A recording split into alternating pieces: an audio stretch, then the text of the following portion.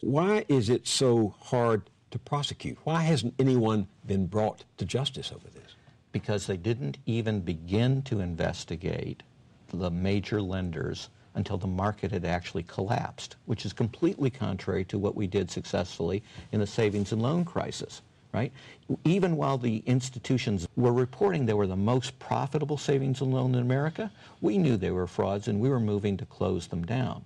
Here, the Justice Department, even though it very appropriately warned in 2004 that there was an epidemic of mortgage fraud. The FBI publicly warned in September 2004 that there was an epidemic of mortgage fraud, that if it was allowed to continue, it would produce a crisis at least as large as the savings and loan debacle, and that they were going to make sure that they didn't let that happen. So what goes wrong? First thing that goes wrong is after 9/11, the attacks, the Justice Department transfers 500 white-collar specialists in the FBI to national terrorism. Well, we can all understand that, but then the Bush administration refused to replace the missing 500 agents. So even today, again, as you say, this crisis is 1,000 times worse, perhaps, certainly 100 times worse than the savings and loan crisis. There are 1/5 as many FBI agents as worked the savings and loan crisis. You talk about the Bush administration. Of course, there's that famous photograph of some of the regulators in 2003 who come to a press conference with a chainsaw suggesting that they're going to cut business loose from regulation, right? Well, they succeeded. And in that picture, by the way, three of the other guys with pruning shears are that's right. They're the trade representatives. They're the lobbyists for the bankers. And everybody's grinning. The government's working together with the industry to destroy regulation. Well, we now know what happens when you destroy regulation. You get the biggest financial calamity of anybody under the age of 80. But I can point you to statements by Larry Summers, who was then Bill Clinton's Secretary of the Treasury, or the other Clinton Secretary of the Treasury, Rubin. I can point you to suspects in both parties, right?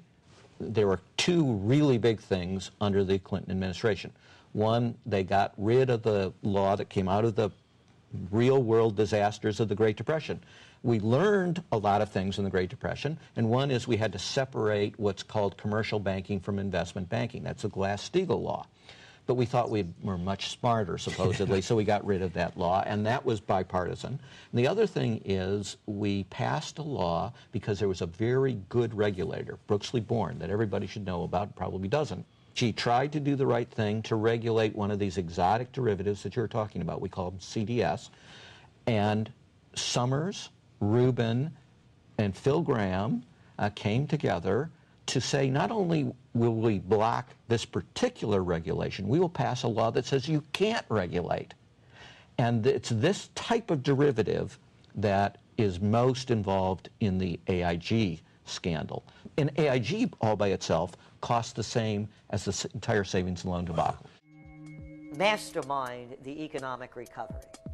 Larry Summers. I love it. Every time they talk about Larry Summers, he's always brilliant. He's another brilliant one.